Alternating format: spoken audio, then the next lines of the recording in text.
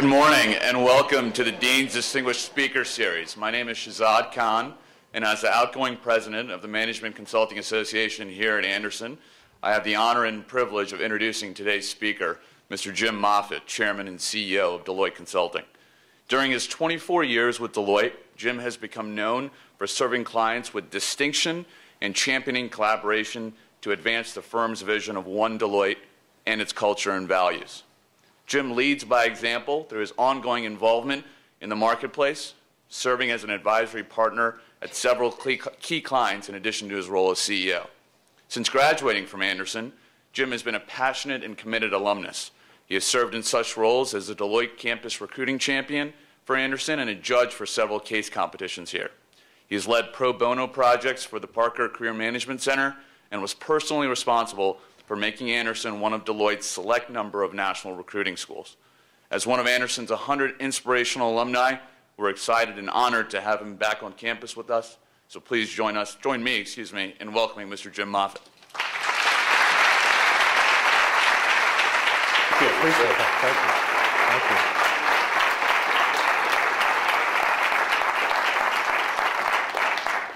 Appreciate it.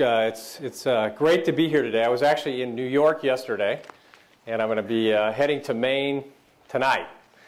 Every day at UCLA is a good day, so I'm willing to come back and spend some time here. The facilities are a little different than when I was here. We were up on the hill, and the food wasn't so good. It was simply potlatch, which I think was, most of the times the health inspectors were around there, but other than that, the same place. Great to be here. I have my daughter and some of her friends are here. So actually, while I do a lot of public speaking, I have to admit that the pressure is on today because I can't embarrass Kaylee and her friends.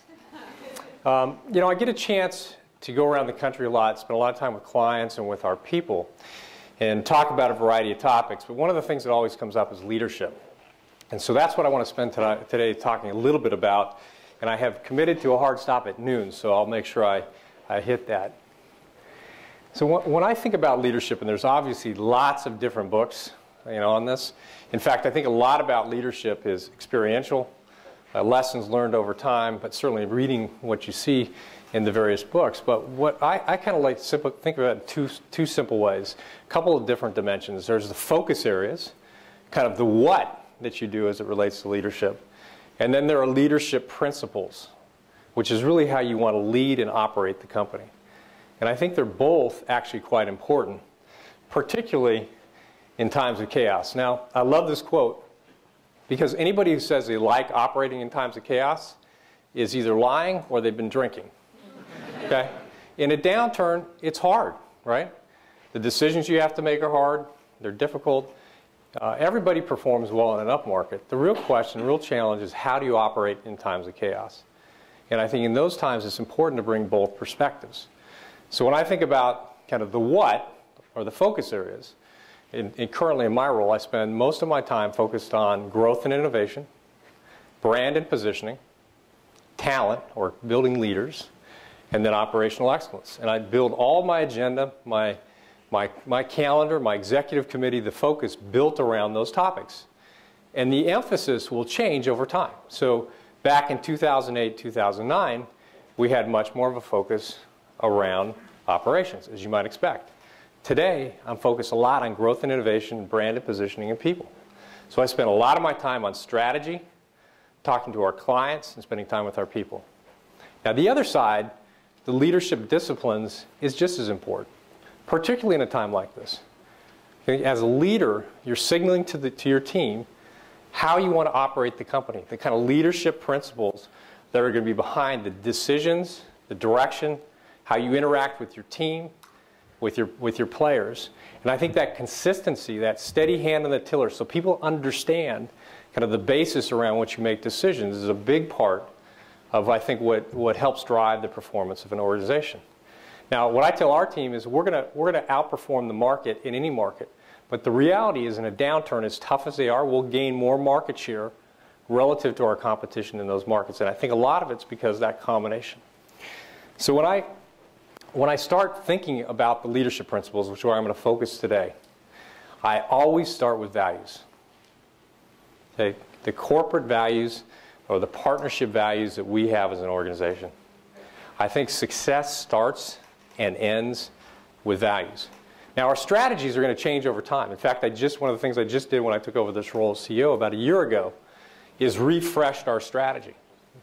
We really wanted to look out 5 to 10 years and look at where the market was going and our organization was going.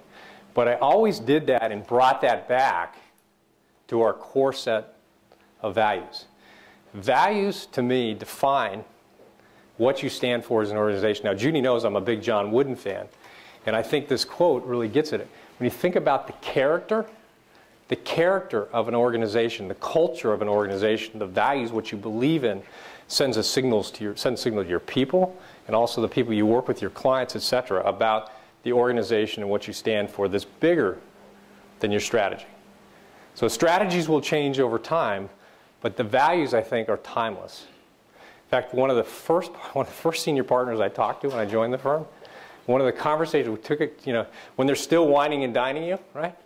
Took me out to dinner and we talked, and he ended up the conversation talking about values. He goes, and by the way, the values haven't changed much since then. That's 25 years ago I joined the firm. He said the values are going to get imprinted on the inside of your eyelids. So even when you're asleep, you're thinking about the values. Okay, so think about that.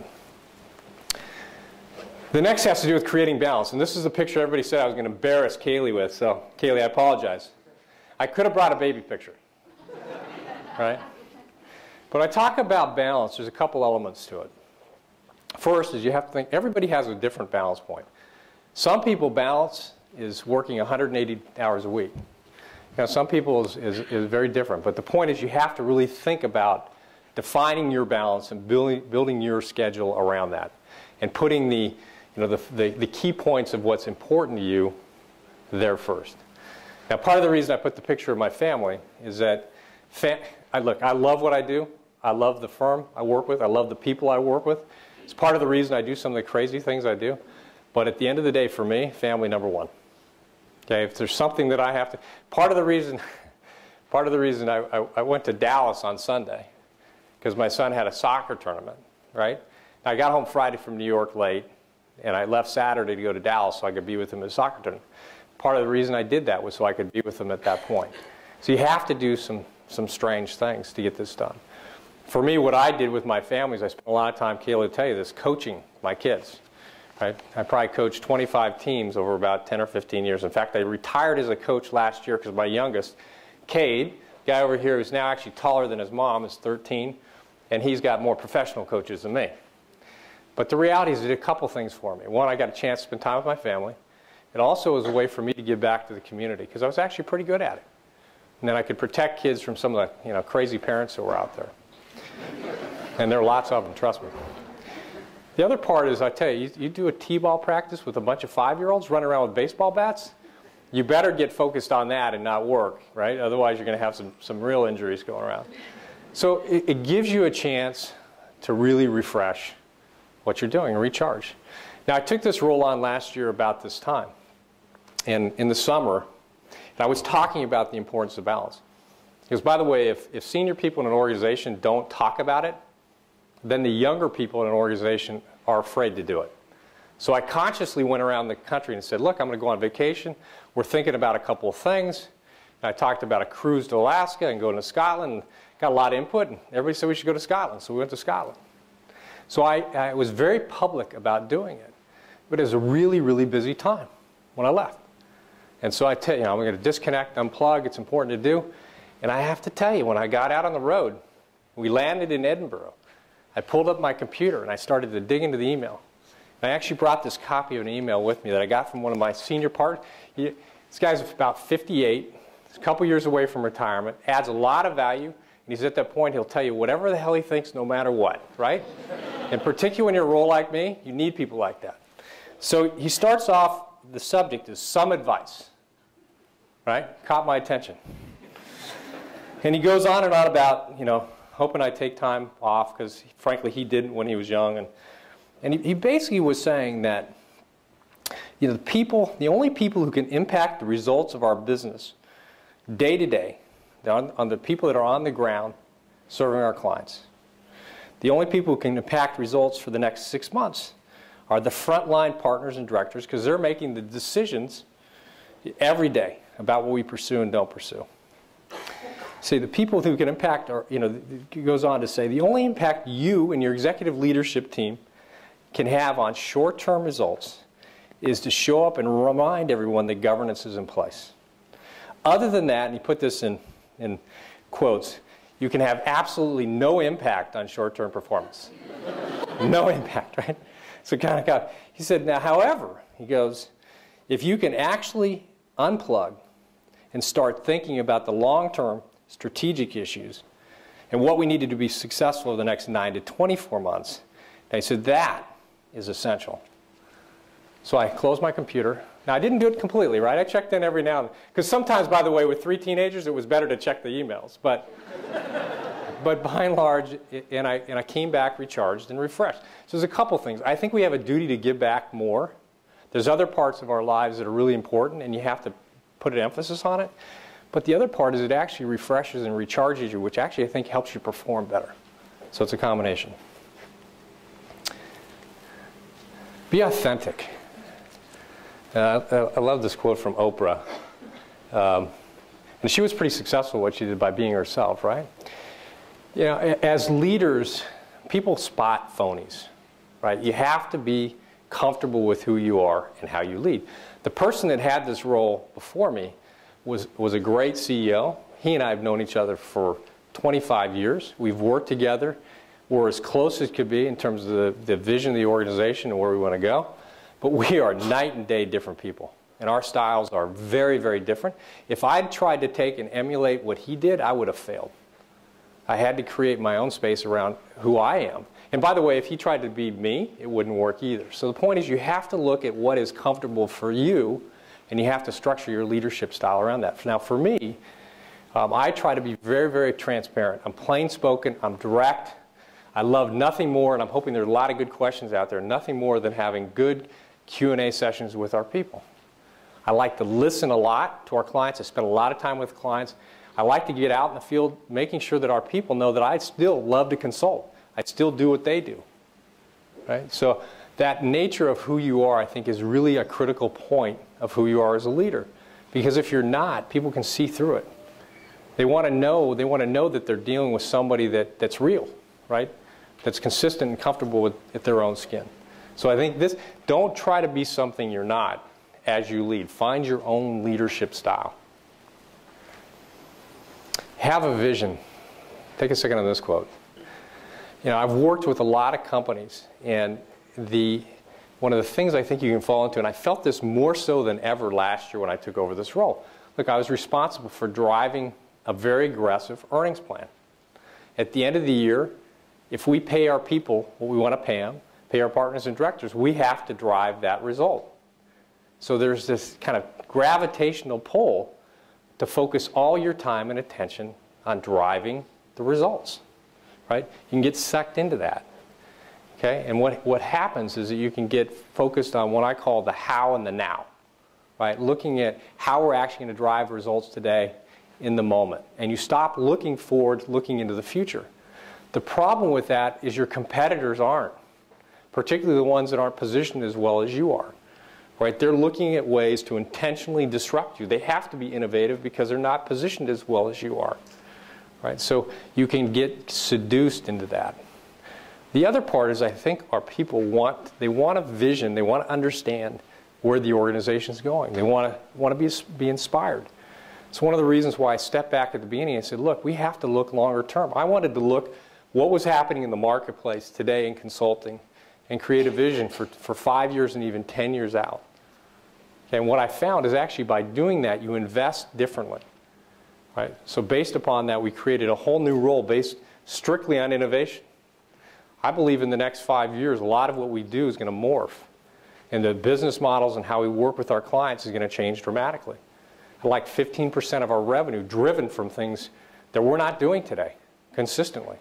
And you can't do that without an intense focus on innovation. The other things around global. Our clients are going global. So we're investing very, very different in how we play globally so that we can support our clients. Those are just a couple examples. I firmly believe if I'd focused on driving the plan, that I would have missed that. Right? So you have to have a vision for where you're going for the organization. Create that picture of where you're headed and not lose sight of that. Be bold. Be bold and decisive. Now, I grew up doing turnarounds, working with a lot of troubled companies, and there were kind of two patterns that I saw. I saw companies that had a bold vision and took it, but it wasn't very smart. Right? So now when I say be bold, it doesn't mean you don't think it through clearly, because you have to. Right? You have to. I'll give you an example. One of our clients had been a very successful privately held company, but got enamored with buying an asset so they could be fully vertically integrated. I won't even tell you what the company is, because I don't want you to go back to it. We actually advised them not to do it. We said, we don't think it's a smart play. And his question was, can I afford it? And so I wasn't a partner at that time. The partner says, well, technically you can afford it, but we still wouldn't do it. But he fell in love with the asset, so he bought it. Now the problem was he had absolutely no experience in actually running that part of the operation. So when there were problems, he didn't know how to correct it. Versus everything else in his business, he could almost do intuitively. And he had a very unique positioning in the marketplace and was very, very good at what he did. The other part is this asset had huge environmental implications that he hadn't really studied. And so once he got in, he couldn't even get out because he had this environmental anchor. So he ended up going into bankruptcy. Now, we helped him navigate out of it, but it took about 4 to 5 years, and frankly, he was lucky. Okay? So that's one example. The other one I saw was companies that they got so focused on always studying things that they could never actually make a decision. I call it creeping incrementalism. Right? They study things to death, but they lose the ability to innovate. They stop reinventing themselves. They stop making bold plays. So I think you have to study things so you make sure it's the right decision. But at the end of the day, you have to make a decision. We're actually looking at our compensation system right now. We've been talking about it for 15 years. I told the team, this year we're going to study it. If we're going to do it, we're going to do it. And if we do it, great. If we're not talking about it as long as I'm in this role again. And I think we're going to do it, by the way. So the other thing is, you see this picture right here, Deloitte University. Okay? The former CEO of the overall firm came to the board. I was on the board right during the heart of the recession, said, I want to build Deloitte University. I want to build a state-of-the-art facility for us to develop our people. People are our primary asset, right? And the people on the partners on the board, we thought he was nuts. Are you kidding me? Everybody's going virtual. I can go to facilities all over the country, all over the globe. Our people like going to different locations. Why would we do this? So we kind of threw up on it. And he wouldn't let go. I mean, thank goodness he had a vision. It was bold. But we studied it for about 8 or 9 months. And we put enough detail into understanding and help craft the vision. What we realized was, if we did this, one, we had to completely revamp the way we thought about leadership development. Completely transform that whole process. And we had to shape this facility in a way that it not only did that around leadership, but it really reinforced and solidified our culture. Now, it's only been open about 6 to 7 months, but early returns are phenomenal. I mean, anybody who's gone there, we've taken clients, people, our people, others there, and it's just they're blown away by it. I think the experience is really transformational. Okay? Now, we'll see over time, but I think it's one of those big, bold bets that had we not really studied it, I don't think we would have ended up in the same result. Yet it was bold and decisive. Essentially, the partners during the heat of the recession, we each wrote a check for $100,000 to go build this facility. It also sent a very strong signal to our people about how important they were to us as a firm. Empower your people. You know, the longer I do this, the more gray hair I have, the more I realize at the end of the day, strategies are great, they're important, you got to have a vision, got to run the operations. At the end of the day, it all comes down to people. No matter what company is, if you can get your people lined up around where you're headed as an organization, it can be truly powerful. People, they want to have a vision. They want to know where their part in the organization fits in that vision, and how that vision helps drive the performance of the organization and what you expect of them. If you can absolutely do that, then I think the performance of the organization is like on rocket fuel. Okay? Now, in our firm, we had 250,000 applications for employment last year. Right? So the people we hire are the best of the best. The best of the best. Okay? They don't want to be micromanaged.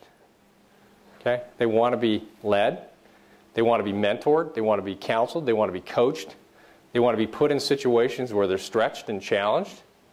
They want to grow. And so that's the kind of environment that we try to instill in our firm. And the companies that I work with that are truly, I think, exceptional have figured out how to do this. Okay? In whatever business they're in. There's lots of examples out there. So I think this is critical. So try to keep it relatively simple. Those are some of the highlights of the things that I look for. My message to you is that everybody in this room can be a great leader. Okay? You have to spend time thinking about, and by the way, part of my growing up, I watched lots of different leaders. I watched a lot of companies that I work with. I watched a lot of the partners and directors I grew up under, so I studied, and I took pieces that worked well for me and morphed them to things that I thought were kind of consistent with who I was as a person. And I would suggest the same to you. So spend some time thinking about it, but you can be a great leader as well. One thing about it, you have to be willing to lead. Leadership has risks. I find, in a partnership model, it's a different kind of structure, right? And so there's lots of opportunities to lead. It's actually quite interesting in our organization of really, really high performers, how many people are reluctant to step out there and lead. So leadership has risks. Go back to that being bold part. Be willing to step out. Understand you will fail sometimes. Okay? Failure is rarely fatal. Okay? So if you want to lead, step out there. This is a great foundation. I mean, the foundation I learned here at Anderson, I think was transformational for me as a person. And not just the studies, which were first rate. It's all the other things that wrap around what you get as a student here at Anderson. There are lots of opportunities to lead. Take advantage of them. The one thing about this structure, when you lead, it's not hierarchical. Right? It's through everything you do, everything you lead here, even if you're the president of an association or one of the clubs, it's still through influence. And most companies today work that way. So what you'll learn in that kind of leadership role, I think, will be, foundational for you. Well, anyway, thanks for spending the time. I think Judy's going to grill me on a couple of questions now. How'd I do on the time? Pretty much right on time. Yeah, which is good. I ramble a lot. That's what they tell me. So. First of all, Jim, thank you so much for taking the time today. My pleasure. And for sharing your insights into leadership. Thank you. I'd now like to introduce the Dean of the Anderson School, Ms. Judy Olian. So we're going over there. Go to the comfort area? Yes. Thank you, Jim, so much. My pleasure. This is an alum for life. We talk about alumni for life. Absolutely. And Jim embodies it. He talked about the fact that you get a lot out of UCLA Anderson. I don't know if he mentioned the fact that Cynthia, his wife, is a product of being here and meeting her. Best acquisition I ever made. Right here Most at strategic Anderson. thing I ever did, too. Yes. But, so there are those kinds of byproducts that you talk about, and what an incredible family. Jim is an inspirational alum of ours. He has been so dedicated to UCLA Anderson. And when I first started, I didn't know Jim, and we had some questions about what we were doing in the Career Placement Center, in the Parker Career Management Center, and also around admissions. And Jim led two incredible pro bono projects on behalf of Anderson, and all of the roots of the restructuring that we've engaged in over the last 5 years, and all of you and the outcomes that you're benefiting from started really with Jim's project. So we are indebted, and that will remain in perpetuity, a big legacy of Jim. Well, I enjoyed it. My first time I met Judy was over dinner, right? And we'd sent in a report. She wanted to go through it, right? So you never know with clients how they're going to. She had marks on every page. Really, it was like a 100-page deck, right? And she's like, on page 57, what did you mean by this point? So I knew. Well, we really took it to meeting. heart, and it was quite incredible. You said you only hire the best and the brightest. Actually, you hired 8 Anderson alumni this year and 12 interns, and I know other people have roots. So how many of you are the best and the brightest coming from Deloitte? Incredible. There we go. Incredible. All right. Deloitte has been, I think, tied or usually number one, usually sometimes number one or two, but has been an incredible pipeline. And all of the results that are being demonstrated, and we'll talk about that, in Deloitte, we think are attributable to Andersen. Agree. I would agree with that. So I have that strong bias too, by the way. I'm going to start with a few questions of my own. Jim, by the way, you get a medal because nobody has ever finished on time, so you did. That leaves us a lot of time for questions here, which I'll turn over to you. And we will end at 12:40 promptly. And many of the questions that I'll ask have come from you or from faculty, so we thank you for that. So let's start with the nature of consulting today in the information age. Have the principles of consulting changed? Have the services that you deliver changed in this era of information and social media? So I think the fundamental principles are the same. And I like to. We're in the business of helping our clients solve really complex problems, and I don't think that's changed. But I think particularly with the emerging technologies, I think the way in which services are delivered, I think the pace of innovation, not only within our business, but within our clients' businesses, has changed dramatically. That's part of why we're investing heavily around innovation. And if you look at the acquisitions we've made, we looked at 175 companies this year. We've bought 4 in a country. And the 4 are all kind of unique assets that are, most of them are around emerging technologies. And the impacts they have in terms of transforming different companies. So I think it's changed. And how are you preparing with the human competency to deliver those changed services? And that's part of the focus on Deloitte University is we wanted, so the foundation you get here is tremendous, right? There's a lot of experiential learning, lots of different, you're exposed to lots of different ideas and curriculum, different ways in which that's taught. It's a lot of experiential, case-based. We wanted to get to something that was much more that way, simulation, case-based, more real life. The other thing, the kind of our unique positioning is we have a tremendously broad set of services and deep industry combined together. So for our people to understand how these all connect is critical. And so part of what we ask people to become an expert in something, but also open your aperture and understand how they connect. The more senior you get, when you talk to a senior executive in an organization, they're talking about a broad range of issues. And I've been in one where they're talking about a program they started in Africa, a new product they want to launch, a new business they want to launch, and also then they'll go down and they'll start talking about a piece of technology and whether it's the right piece of technology for their organization. I mean, it's highly diverse. So I think that experiential-based learning and talking about how things connect is key. Now, every organization has its own culture, has its own roots and values and traditions.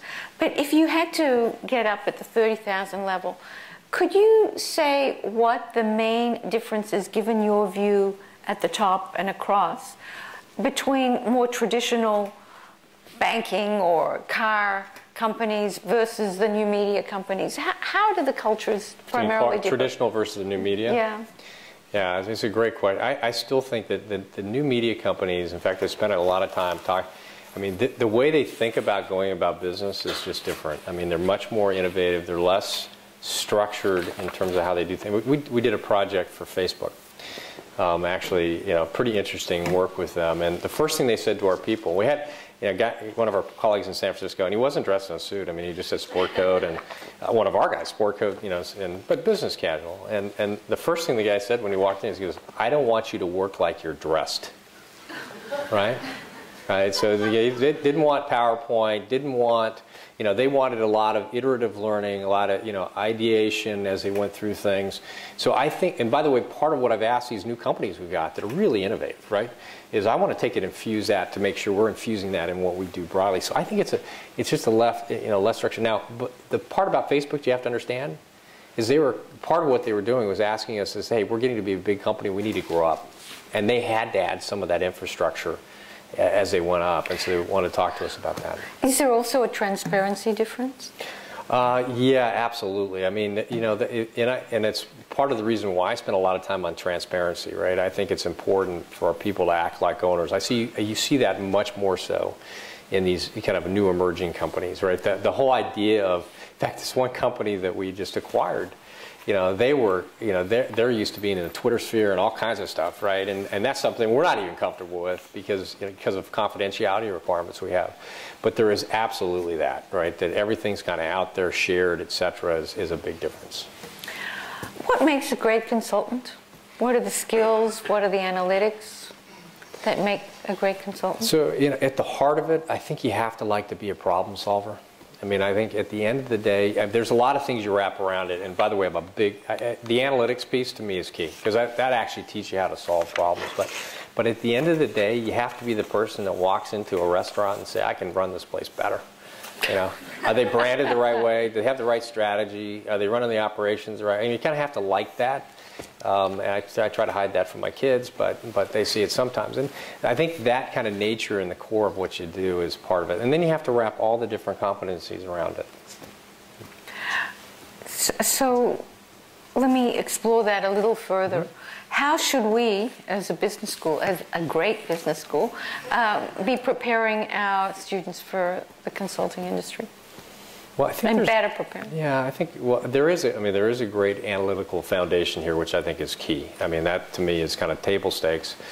I think the other thing that's unique about Anderson that also ties directly to us, this team-based learning and understanding how to operate in that team, the culture that you build as a team, I think is also for consulting firms, particularly for ours, right? It is something that's how we work. We have a low ego style, collaborative, working with our clients and our people. So I think that the other piece, you're going to come in with some competency. You're going to be good, really good at something. So continue to hone that, but over time, start to round yourself out. So explore the other disciplines. If you haven't ever had exposure to marketing, do some of that.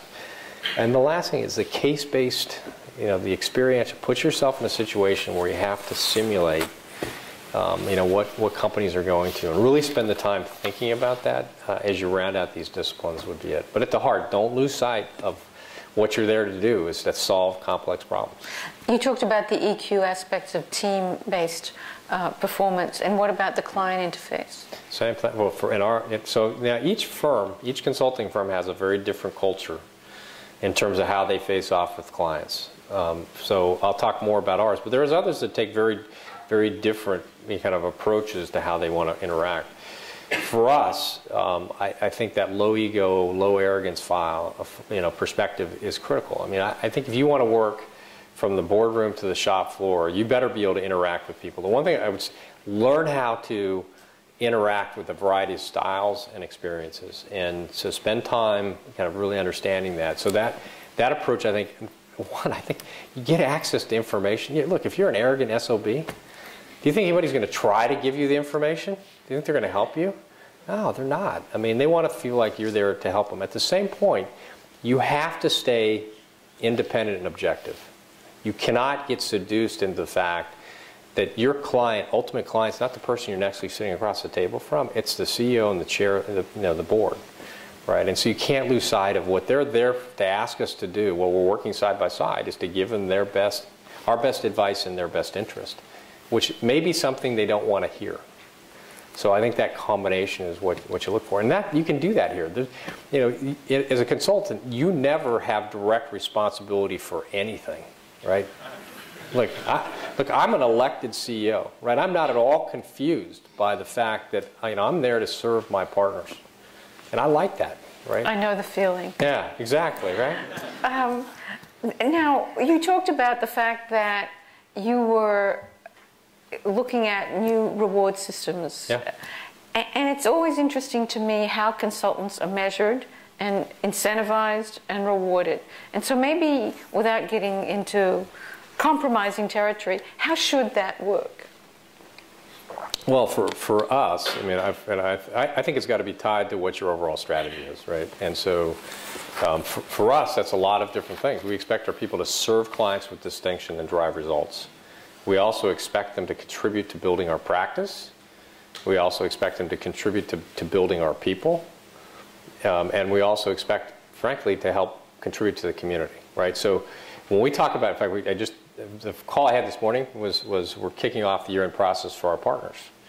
And so we were talking about, it was all about, there's a holistic set. You may think it's just about the numbers, but it's not.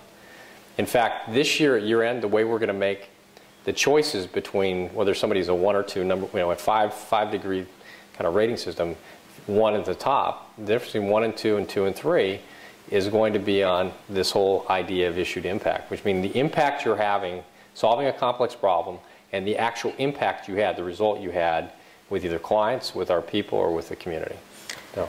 And the client participates in that measurement? Yeah, we get direct. Now, you do this a little bit differently, but we do client service assessments around our engagements and around our relationships, and that's a big part of it. And frankly, to that point, we're going to do more of that going forward. So what's the big change from old to new?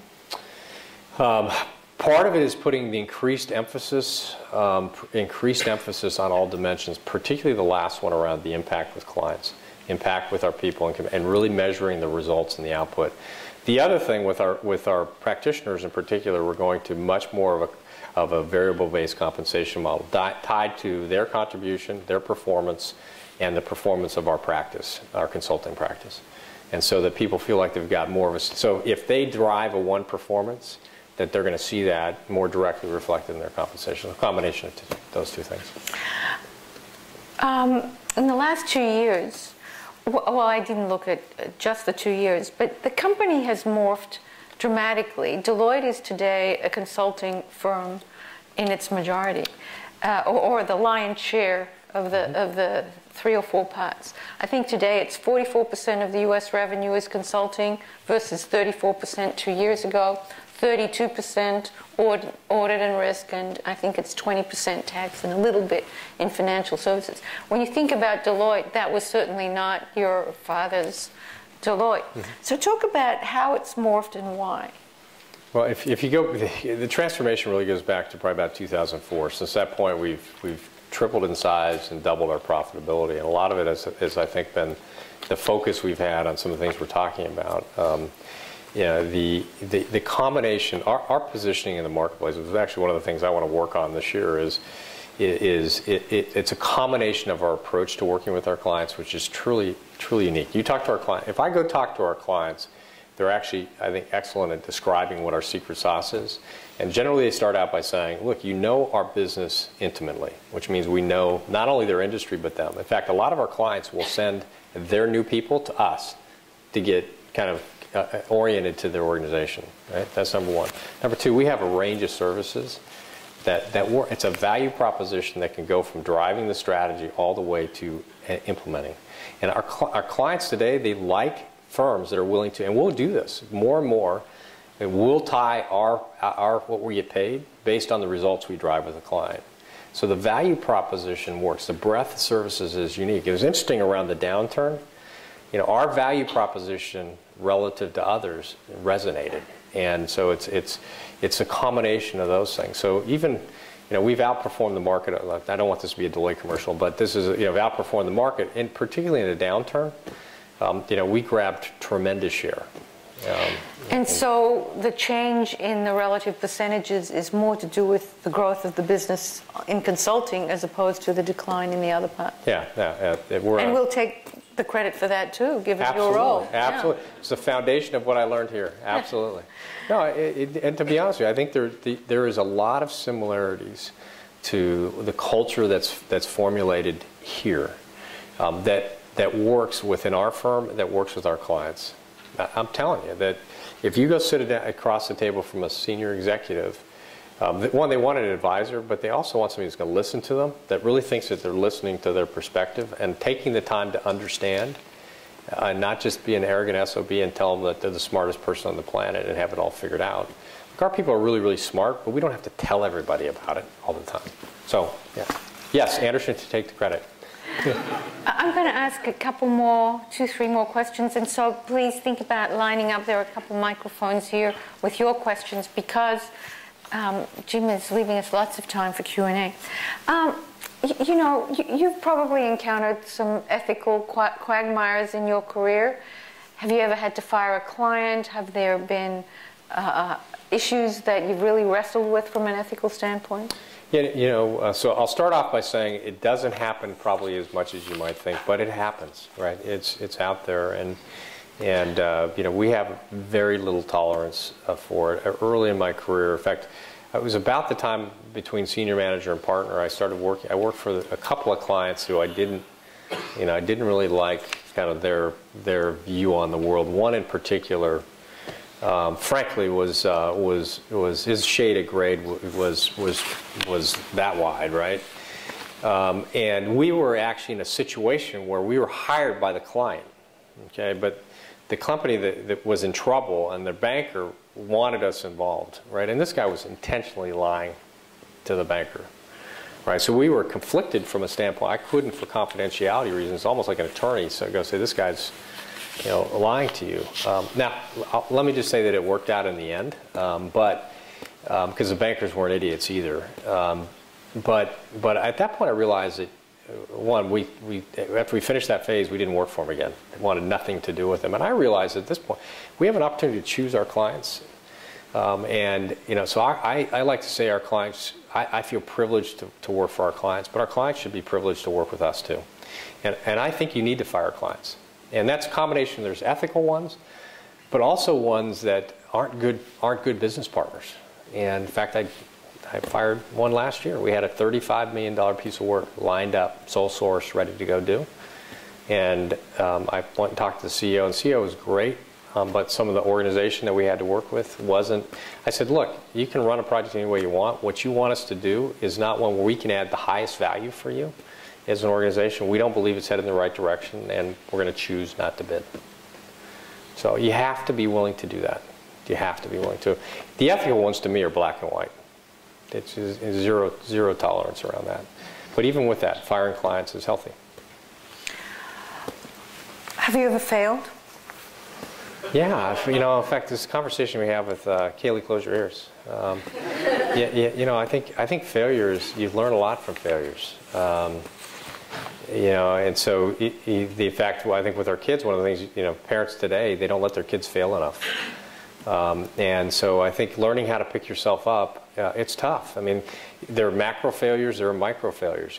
It can be. There's only one client project that I did in my career that I didn't succeed in, and I still remember that today.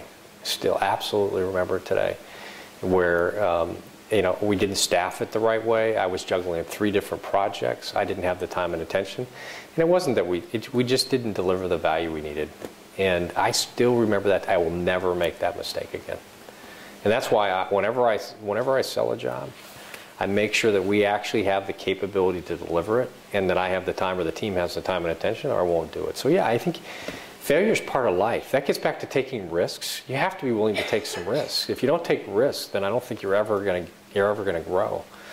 And so I think failure is part of life. So I hope you won't mind, but I'll bring you back to a situation that was I'm sure, challenging, and that was that first time around, through this process of election, you did not get the CEO position. That was number 2. I came in second. Jim came in second the first time around, and didn't get the job as CEO of Deloitte Consulting. How did you deal with that, and what happened? So I'm going to start it off by saying, first of all, I never aspired to be the CEO. So it wasn't one of those things that I kind of grew up. When I grew up, I said, I want to be a CEO. Although I did write a sign one time, that said President and CEO on it when I was about 12. I don't know why. But I never, what I like to say is that, look, I never defined myself by a role, right? So there's lots of opportunities to lead. And by the way, the person that was selected was a phenomenal leader, right? I knew him really, really well. And at that point, given where we were in the organization, I thought he was as I kind of stepped back and dispassionate, I thought he was the right person to lead.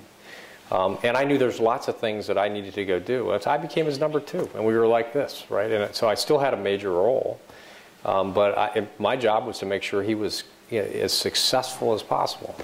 Kaylee, you probably don't know this, is right before we went to Ireland, that one trip. In fact, it happened right after. And I was never all that wound up about it. But I think the key thing is to learn from it and realize That's going to happen. It didn't mean, there's only one CEO, right? There's lots of other ways to contribute. By the way, I'm just as happy serving clients. That was one of the, I never was so fixated if I didn't get that prize that was it. If I'd been that, I think it would have been, a lot harder. We interacted, and I also know quite a few people around Deloitte. And my sense is, and you can tell me if this is true or not, that had you not had that incredibly gracious, mature, learning attitude in, what was it, a year and a quarter, in between the second round, because the person who was the CEO of Deloitte Consulting is now the CEO. If you hadn't had that wonderful approach to, there's always another opportunity and I can learn during this, my sense is you wouldn't have been elected. You can guarantee that. I've been in Siberia probably. We had just opened a practice in Kazakhstan, I think. It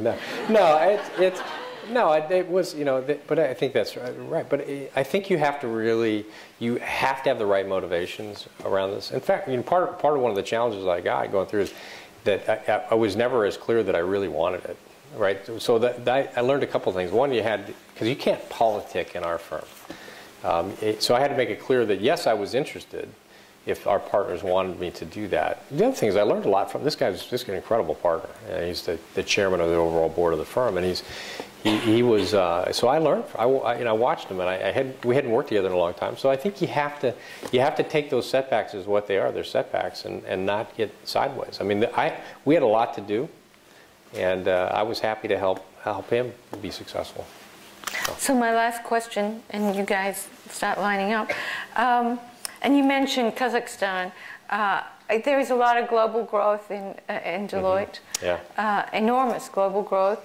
Talk about where you see the growth regions, and in particular, what are the specific practices that are growing in various regions of the world? Well, first I'll start off by saying global is critical, because if you go when I talk to our clients, that's what's important to our clients. That's where the growth. If you're a U.S.-based company, and you look at the growth in the Americas and Asia Pacific, elsewhere, that's where the growth is. So they're going there to serve their clients as well. And so the hot areas for us, we did a global strategy refresh as part of the overall strategy. So we identified about 10 markets, but there's even a subset of that are really important. China, obviously, we already have a joint venture in China. We've taken that practice to be now from about 200 to 1,000 in the last 2 years. I was in Beijing 2 weeks ago, and helping to build that practice out is key. Brazil and the Americas is huge. Now we'll see how those economies play out over time, but long term, I do believe that the Americas will be rich. The growth in Mexico, where we made a huge investment this past year, is 8 to 9%, despite all the security and safety issues down there. And so those areas, or those two areas in particular, are ones we're investing in. I believe the partner in charge in Mexico City is also an Anderson alum. Really? I didn't even know that. I'll have to. Wow, I didn't, and I know him quite well. Okay, I'll have to. I'm sure that's true. Anderson everywhere. So there's a couple. Germany for us, relative to the marketplace, Germany is significantly under scale. I was in Munich about 6 weeks ago, talking to the partners there about what we could do to fuel that growth. I was with the CEO of France yesterday, and France is another one for us. Even though they're a traditional market, we're under scale and need to grow.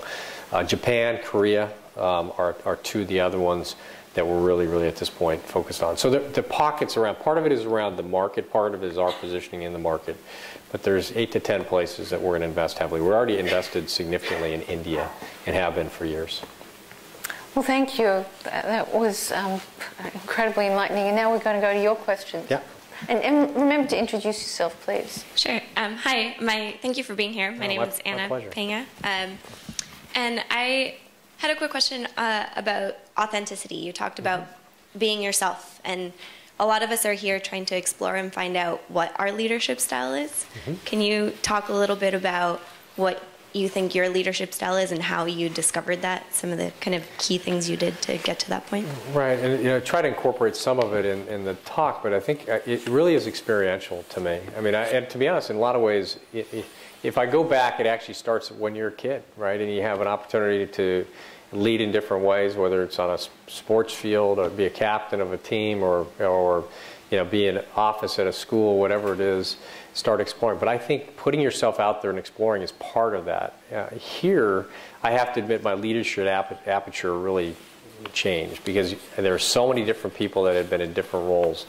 But I spent a lot of time listening and observing and trying things that worked for me that didn't, and things that didn't work for me. And watching other partners and directors, in particular in our firm, and other clients, what worked for them and what didn't work for them, and tried to adapt it. So that's why I put all the books up there. I read, absolutely. But I think observing and then trying. But at the end of the day, I think it has to come back to something that's authentic with who you are. If I tried to be something that was, like I go back to former CEO, I mean, in many ways, I like joke, he's kind of a rock star, right? And so, I'm a plain spoken, I'm a direct guy, I'm transparent. I sit down and I tell people, Judy actually gave me a little bit of heads up on the questions. When I go out and talk with other people, I don't want to see the questions. I don't want to, because I want it to be, it's an owner's conversation, whether you're an analyst in our firm or not. And I feel as I should be able to answer your questions. I have more facts than they do, so I should be able to have a conversation. So I think the experiential piece is part of it. So I'm glad to hear you're looking around, exploring it. That's the right word, explore it. Try some things, find what works for you, and adapt it over time. That make sense? Okay, good. I'm Olga Laventhal, analyst here at UCLA, not a student. But I have questions. You've mentioned a lot of countries, but nothing Eastern European. Yeah. Are you engaged with Russia? And yes, we are. Planning to? And if not, why? Yeah, we are actually. So in our firm, there's one other mature practice in our firm. It's the UK firm. The UK firm is actually taking more of a leadership role in Eastern Europe. I left that off. I should have. They actually have a big joint venture there. We also have a joint venture they're leading in Middle East. We actually have part of our practice, it's based in the federal practice. It's doing a lot of work in the emerging countries too. So for example, we've done work in Afghanistan and Iraq and Kosovo. We helped build out all the banking and legal infrastructure in Kosovo. Part of the reason they were granted the recent kind of statehood was from that, right? So so we do a lot of work in those emerging companies. Those are just not as ones that the U.S. practice is driving as much. In Russia, evolving. I mean, it's still. I mean, we invested there heavily, and then just because you hit some of the challenges and the way business is done there, I still think it's a country that will grow. There's a lot of really smart people there. They still have some issues, I think, politically that have to get sorted out, and just the principles of how you run business there are different than here. And so I think you have to be very cautious about where you make your investments. Would you say you're comfortable or not working there? Me personally, no, I'd be comfortable working there. I think you have to be out. I mean, I'd have to get trained to do that, obviously, to go there. But yeah. Thank you. Go ahead. Hi, I'm Edward Sheng, and I have a question. You mentioned that you only hear about the best of the best people, and I'm wondering how you support the growth of those people, those new employees, and also how you keep those new employees, and especially in the hard time like the recession. Okay. So a couple of things. One, during a downturn in particular. So we spent a lot of time developing our people. I mean, if you think about it in terms of what we do, one of the things I like to talk about in terms of a partnership versus a corporation, to grow our firm, you have to grow partners and directors. That's the ultimate constraint. There's no pyramid, right? So the faster we can give people experiences and develop them to be partners or directors, the faster we grow. So a big part of that is some of the formal learning programs we have, in which Deloitte University is a big part of it, but a lot of it's on-the-job training.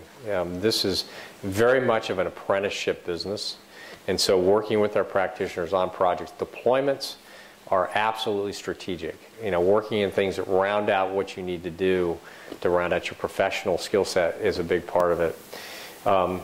The other part is just being, having real, again, transparent dialogues with people and try to give good, actionable feedback. We don't expect everybody who joins us to stay. I mean, when I joined the firm, I had no idea I'd be here 25 years. I expected to be here a couple of years. I'd worked in industry for a few years. I worked as a summer intern, and I realized, although I had a great experience in industry, my rate of growth was much faster in the consulting firm. But I don't expect everybody to stay there. So part of it is also, you talk about alum for life. We want our people to be alums for life as well. So even if they go to another company, we want to stay connected to them. And during a downturn, the key to us is to make sure we balance supply and demand. And in the last downturn, we actually did a great job of that, with the exception of about 200 folks. At the end of the day, we had to size the business in a way that we had some people that left that we in a different time would have had to go. But the reality is, at that point, you have to think about the greater good. So we learned from that, and we actually have done some things now to have a much tighter rein on hiring. So our real filter is experienced hires. And so if the market softens, we just reduce down the number of experienced hires, the people that we actually bring in. Our campus plan generally stays the same.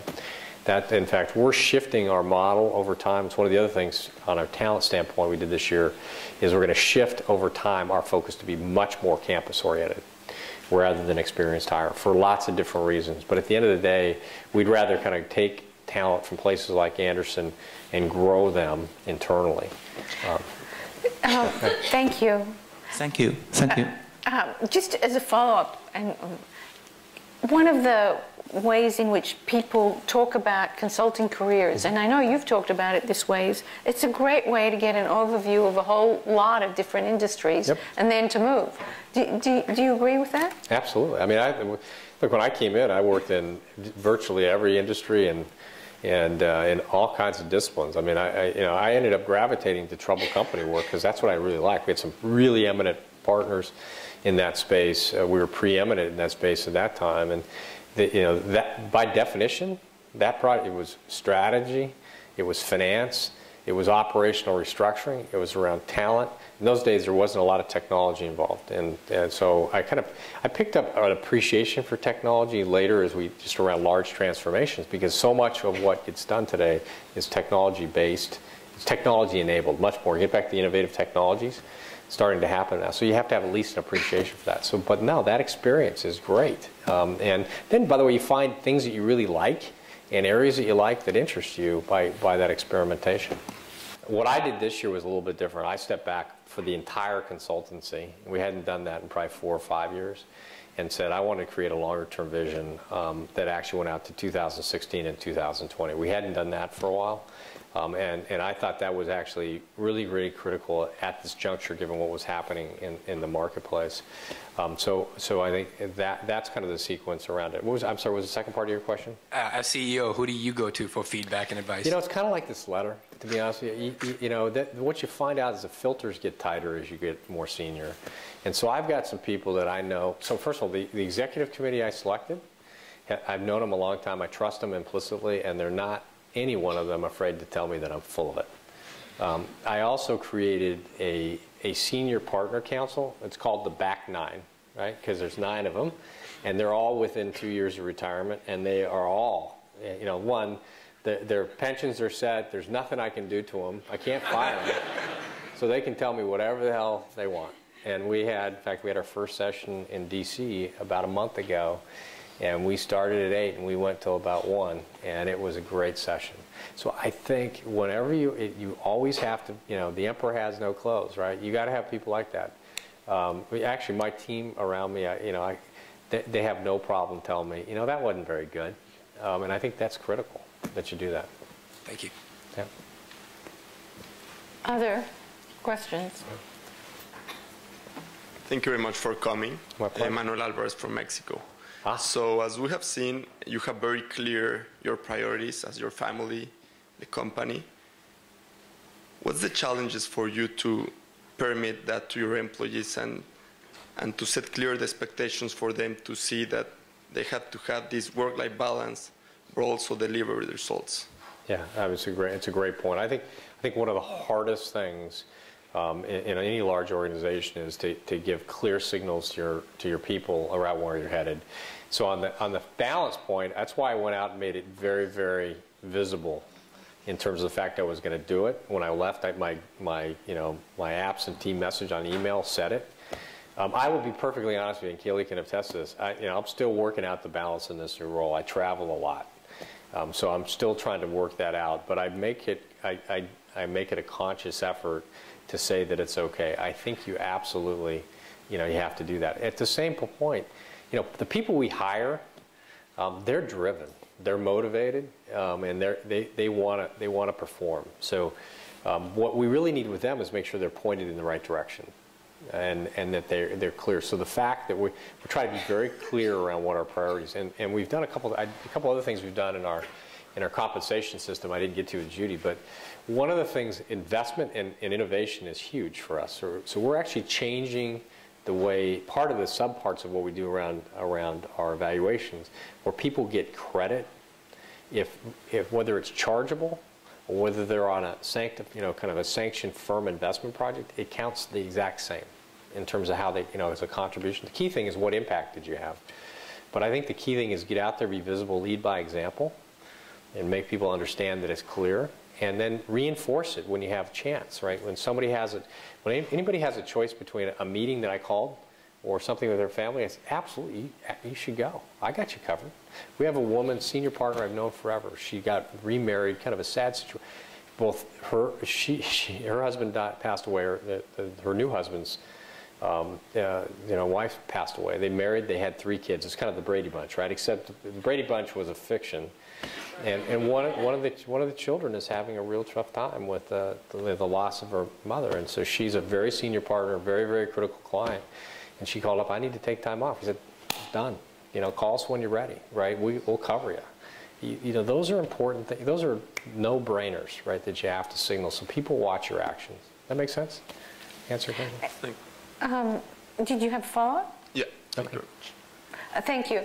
So I have a follow-up. Okay. And that is, Deloitte is, without making an ad for Deloitte, Deloitte is listed as a very unique environment to work, 13 times on the top 100 places to work in Fortune, umpteen other awards. What are the ingredients that make it such a great place to work? And I think some of those are related to family issues, but... Well, and to me, it comes back again to the values. I mean, I think you really, it's what does an organization stand for, right? What do you foundationally believe in as an organization, and that investment in the character of the company and the culture of the company is something that we all believe in. And we interview a lot of partners and directors from other firms because the environment is such turmoil today. And the thing, I'm the last interview, right? And so the thing they always say is they're amazed at how consistent the message is about what's important in our firm. Every acquisition we make, we spend as much time looking at cultural fit as we do is it strategic. It's got to be both. It's got to be both. And so I think it's that emphasis on that, Judy, that it's around the values. It's what you believe in. But tick off a few of the examples. The client service and client excellence and having impact with our clients is foundational to what we do. That's why we joined. So there's a 1A and 1B. That's number one, meaning that's why I still spend time with clients. I work on project. It's a little different right now, but right before I was CEO, I spent 45% of my time actively working significant engagements with clients. So modeling that. Number 2 is people. Taking care of our people in our firm. The way you succeed is by helping other people be successful. And that is primacy. Our partnership. The importance of a partnership, what that partnership model is, and what that means to be an owner, right? And so even our analysts, our youngest folks in our firm, that they have a duty to the firm in terms of contributing and helping to lead. The other one is around leadership in everything we do, whether it's in morals and integrity and how we operate, that whole concept of leadership. And the last is that it's more than just about the firm, it's about the community. That I believe we have a duty and a responsibility given, and we're privileged, we're blessed, we're educated, we're compensated while we work hard. We have a duty, I believe, to be more than just about the company. And we need to give back, whether it's to our schools that we went to or our communities in some way. Whatever you're passionate about, those are some of the highlights. I'll give you a couple of specifics. Maternity and paternity leave, sabbaticals. As a a person, it could be a male or female, you can take, I think, up to 5 years off and come back and kind of ramp up and ramp down and come back into the firm, which again creates such loyalty and a sense of balance, exactly as you talked about.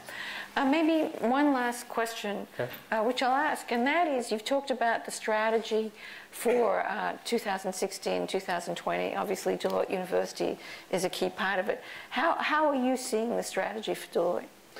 So if I kind of summarize, what the vision of what we'll be like in 2016 or even 2020 is, we're big today. We're going to be even bigger, and we're going to be bigger not just to be big, because it's not about being the biggest. It's about being the best. Although you look today, scale is more important than it ever was, and there's a high degree of correlation between size and strength. We'll be truly global. We'll be seamlessly global. And that means we'll have consistent capability and the ability to staff globally in ways we don't today. Innovation will now be part of what we do, built into the fabric, and 10 to 15% of our revenue year over year will come from new and adjacent businesses. That means new business models, new approaches with our clients. Our alumni program, right, the concept of leaders for life and colleagues for life will be in full force. And we'll have 10,000 alums in senior executive positions across the Fortune 1000. And all that said, right, it will be, kind of brought back against the exact same values that we have today. Those won't change. But those are some of the highlights of the vision as I see us going forward. Well, Jim, thank you so much. You make us very proud and inspire us as an inspirational. My pleasure to be here. Thank you, Judy.